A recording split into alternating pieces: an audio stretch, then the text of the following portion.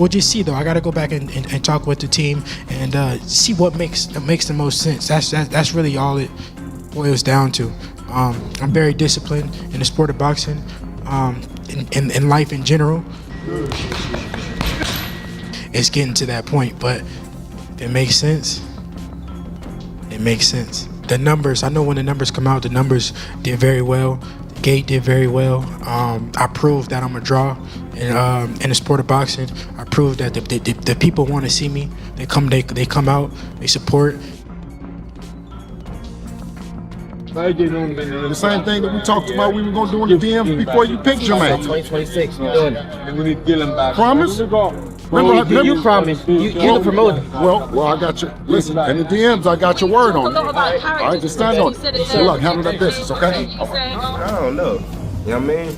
You know, Devin's season. I just seen something the other day. Keyshawn was saying it like, you know what I mean? He was calling Devin out when he knew he wasn't even ready. You know what I mean? He was calling Devin out when he was 5-0, knowing he wasn't ready. So that season just... Devin Haney is calling out Keyshawn Davis with fire in his eyes, demanding the contract be sent immediately while promising to come out swinging, come out wild like he does.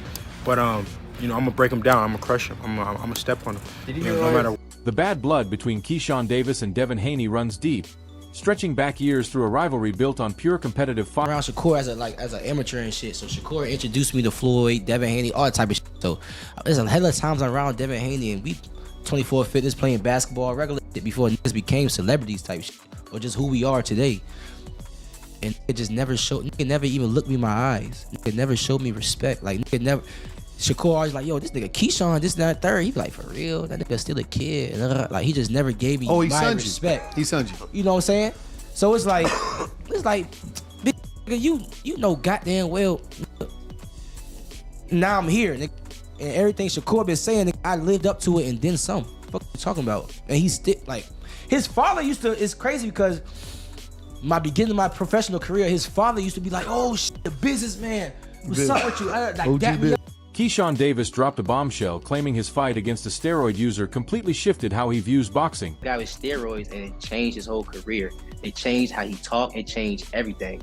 So us seeing Devin Haney doing all of this with a person that had 0.1 estrogen, and we all seen that Ryan Garcia was still in there getting tired. It's like, bro, I'm sorry, there's no other word to put this. You're a bitch. Excuse my language. That's how I feel. You're soft. You do not take your L's. You a person that been given everything all your life, a daddy's boy, making sure you've been straight all your life, and now you took your first loss. I feel like you don't even not take it. Granted, I wasn't in there fighting Ryan Garcia, but you asked me how I feel. You just took it always as suing and all that extra shit. I feel like, bro, you soft. Keyshawn Davis has been tearing through opponents like a wrecking ball, proving his dominance with that vicious win over Jermaine Ortiz. Davis goes out and dominates Ortiz, beats him pillar to post, and knocks him out in the 12th round. 11th round body shot put him down. 12th round body shot took him out. I was really impressed with Keyshawn that night. How about you? Yeah, no, I was impressed because Ortiz was a handful. And I think that's the best I've seen Ortiz fight. We know that he's a championship spoiler, right?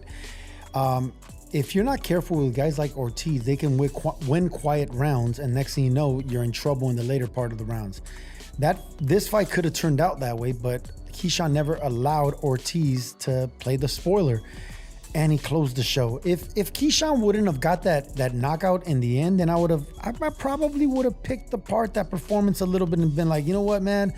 Keyshawn wasn't at his absolute best. He could have done this. He put it in another gear. It was a big moment, a big stage, but he closed the show, and he never let the spoiler play his... Shakur Stevenson gave Keyshawn Davis massive props, revealing he's trained alongside his brother and countless others. This, right? It's kind of, I'm not going to say it's kind of unfair. What you mean? It's unfair for these fighters to the point where that's really my brother, and we could really help each other and prepare for these fights. So when he going out there, right? Tamir Smalls broke down the simmering drama between Devin Haney and Keyshawn Davis, explaining how timing and preparation are everything in boxing. He remembered Keyshawn calling out Devin way back when he was barely 5-0, suggesting maybe he wasn't truly ready for that level yet. For Smalls, experience matters more than anything. Fighters absolutely need the right seasoning before stepping into massive challenges. But he admitted both Devin and Keyshawn have been grinding in the sport around the same time frame, making their future showdown even more captivating. Smalls genuinely believes it's going to be an incredible fight that boxing fans are craving. He even questioned whether weight classes could shift the dynamics, mentioning he originally expected Devin and Shakur Stevenson to collide first. Regardless of how it unfolds, Smalls sees this matchup as unavoidable and For me, so it is what it is. You know what I mean? I gotta see everybody above me. You know what I mean? If you're not above me, I ain't worrying about you. If you got one of them belts, I'm on that ass. You know what I mean? Do you like to hear that? Like hearing more guys at 140 or the big name dudes jump into your division? Yeah, big name. I thought you was about to say just, I don't want just anybody just moving up to 47. Ain't gonna do nothing but get crowded, but the bigger names ain't doing nothing but making more opportunity. You know, they gonna be, everybody's scanning each other. And them coming up, they gonna have to be looking for somebody that's above them. You know what I mean? So it is what it is. I'm ready to get it on. In your opinion, who wins that fight if it were to occur? Out of who? Devin and Keyshawn. I don't know, man. I don't know. Keyshawn was saying it like, you know what I mean? He was calling Devin out when he knew he wasn't even ready. You know what I mean? He was calling Devin out when he was 5-0, knowing he wasn't ready. So that season just, it play a part. You know what I mean? But they both been in the game about the same time, man. It's gonna be a good fight. It's gonna be a good fight for sure. Do you think the weight is gonna play a role? I honestly thought Devin and Shakur would end up fighting first. You know what I mean? Me too. I thought they would end up fighting first, but you know. Davis put on an absolute clinic from the opening bell to the final second, dictating every moment and systematically breaking Ortiz apart with surgical precision. He unleashed a beautiful mix of offense, crisp jabs targeting the body, devastating hooks, crushing uppercuts, and perfectly timed combinations, all while maintaining relentless pressure that never gave Ortiz a single second to breathe or find his groove. The fight exploded to a dramatic conclusion with Davis landing a brutal knockout in the 12th round after delivering punishing body shots throughout. It was a career-defining statement on the biggest platform, showcasing not just his incredible skill but his ruthless ability to finish fights when everything's on the line. This victory's Good game plan, Jermaine Ortiz, and he's just not that guy.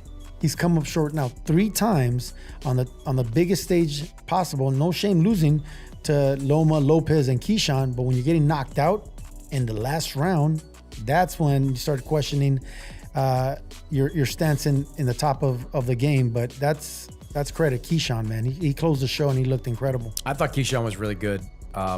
He obviously filled out the weight really well. He is a strong 140-pounder. Body work has become his MO. You go back to the Dennis Baranchik fight, knocked down Baranchik, kind of went the same way. Knocked down Baranchik in the 3rd round with a body shot, knocked him out in the 4th round. This time was the 11th and the 12th round for Jermaine Ortiz. I would disagree with you that I didn't like Ortiz's game plan. I thought he should have moved a lot more. Boxing insiders are convinced that by the year 2026, the absolute must-see fight in the sport will be Keyshawn Davis going head-to-head with Devin, the Dream, Haney.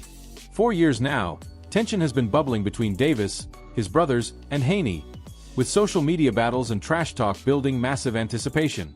While Haney keeps getting mentioned alongside names like Gervonta Tank Davis and Mario Barrios, many experts insist that a war with Keyshawn would be exponentially more thrilling and financially explosive. Davis, already crowned champion at 135 pounds, has delivered performances that fans found way more electrifying than Davis, Keyshawn Davis brothers, and Devin the Dream Haney. I believe in the 147-pound division that a Keyshawn Davis versus Devin Haney will be just as interesting, just as lucrative than any of those fights that we mentioned. A potential fight with Rolly Romero, potential fight with Devin Haney and Crocker. I think Keyshawn Davis and Devin Haney will be a way better fight than that. Mario Barrios, I think that Keyshawn Davis and Devin Haney promo will be way better than Mario Barrios and Devin Haney. And of course, those are unification bouts, but we also in the landscape of boxing in which belts don't matter as much. It don't matter as much. It matters, but it don't matter as much.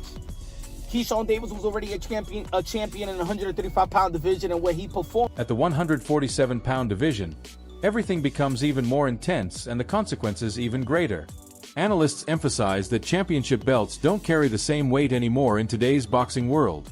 What truly matters now is star power, fighting style, and genuine fan connection.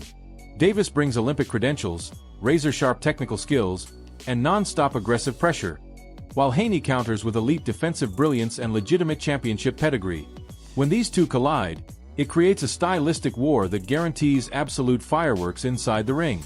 Some analysts frame the narrative as Davis actively hunting Haney down, absolutely refusing to back away from the ultimate challenge. With Bill Haney strategically guiding Devin's career moves and Keyshawn Davis has is really more entertaining than the performance that Shakur Stevenson had. We was talking about Shakur Stevenson in tank in the 135-pound division, but as Keyshawn kept emerging, he was already a conversation of Shakur, Keyshawn, and Davis, Keyshawn. Of course, we got Andy Cruz. They're going to be facing Moritaya on the 24th, but look like that fight is not gonna happen. The primary fight for Keyshawn Davis now, in my opinion, is Devin the Dream Haney at 147 because that's his plan. The primary fight for a Devin Haney, in all actuality, should be now a Keyshawn Davis. If Keyshawn Davis is willing to fight you and they call in and Devin Haney and Bill Haney, shout out to Bill Haney, he's done a wonderful job as a manager, is saying that they Debo, well, Keyshawn Davis is Craig, and Keyshawn Davis is running towards Debo. Bernie the Boxer delivered his raw, unfiltered reaction to Keyshawn Davis calling out Devin Haney, and his commentary showed both genuine respect for Haney and serious admiration for Davis. Bernie made it clear he's watched Haney spar extensively and knows exactly how polished he looks in the ring, describing him as an absolute seasoned professional. But when pressed on who he'd bet on, Bernie leaned heavily toward Davis. He broke down how Davis's aggressive style, his vicious mentality, and his killer instincts separate him from everyone else. With lightning-fast hands, intelligent punch selection. It's a great fight. I want to see the fight. But I will favor Keyshawn just on the strength that I love how Keyshawn fights. I love his meanness. I love, like I say, his kill mentality. He has great hand speed, like I say, great punch selection, and he's willing to mix it up in there. So I will favor Keyshawn, but it's just a fight that I would love to see. I mean, knowing that Devin Haney fight could be such a big fight down the line, do you would rather see Keyshawn in a fight at 147 first before tackling Devin Haney? What do you think? No, just give him what he wants. Give him what he wants. All the talking, just give him what he wants. If that's what he said, then just do that. Sometimes we just gotta listen what they say and give them what they want. Bernie also completely shut down the idea of forcing Davis to prove himself at 147 before earning a Haney fight. In his opinion, if Davis is demanding the fight right now, then it should absolutely happen immediately. He stressed that Davis is already a legitimate star, an Olympic silver medalist, and a reigning world champion, so there's zero logical reason to hold him back any longer. Bernie painted Davis as a fighter ready to be unleashed, deserving of every major opportunity he's calling for. He briefly touched on the tense post-fight moment involving Conor Benn and Shakur Stevenson, acknowledged the star. Like I say, he's a silver medalist. He's a world champion already, been a world champion already. There's no more holding back for him now. Just let him go, let him off the leash, After the fight, Conor Benn comes into the ring. They talk, have some words, but Shakur Stevenson said, I want to put that same rehydration clause you put on Chris Eubank. Tell me, what did you get out of that moment in the ring? Well, I heard on the press conference where I think it was his manager said that, that was a clown move, but I think Shakur invited that, I don't even know if I would have said all that about Conor being right then, but I think he really wants that fight. He really wants the money for the fight. He been saying that. And now he came through victorious. Haney took to social media and responded, and he said, Keyshawn, as you can see here, let's do it. Let's make it happen. Right? Now, Keyshawn is now 14 wins, no losses, no draws, 10 wins by way of knockout. Devin is 34 wins, no losses, no draw, 15 wins by way of knockout. So Devin got more knockouts than Keyshawn actually has fights. Devin is about 5'9", with about 72-inch arm reach. Keyshawn is about 5'8" with a 70-inch arm reach. Keyshawn has more power. Devin Haney has shown that he's a better pure boxer. I think Devin Haney's defense is better than Keyshawn's. Devin Haney's going to control him with his jab, his distance, his range, and his counter punch ability.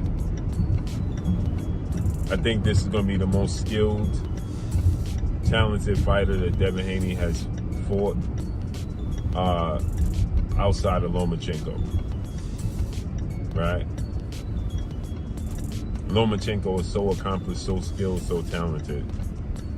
But I just think that Keyshawn is bigger, has more power than Lomachenko, and just as talented and skilled as Lomachenko. I think Keyshawn is more skilled and talented than Regis Prograis and Brian Norman Jr., but they got more power than Keyshawn does. Keyshawn kept the pressure. Him keeping that pressure wasn't allowing Jermaine to get set and set up whatever he needs. He did a great job pressing him. The jab to the body, the right hand to the body, the hooks, uppercut, everything he did was good. It was with pressure, and I think that was the main factor. He kept the pressure on him. The 1-2 now. Keyshawn's timing is fucking incredible. Like coming off the layoff, right? Coming up to another division. In my mind, I'm thinking that was going to be the first thing to suffer. But he had his timing from round 1. Yeah. I mean, it wasn't nothing for him really to pick up on because Jermaine Ortiz is a rhythm fighter. He got to feel good to get his shot. I mean, he gotta know that you slowed down for him to get his shot. Boxing analysts view the brewing battle between Devin Haney and Keyshawn Davis as potentially one of the most fascinating matchups the sport can offer right now. Haney recently fired back on social media, clearly indicating his openness to facing Davis, which has sent excitement levels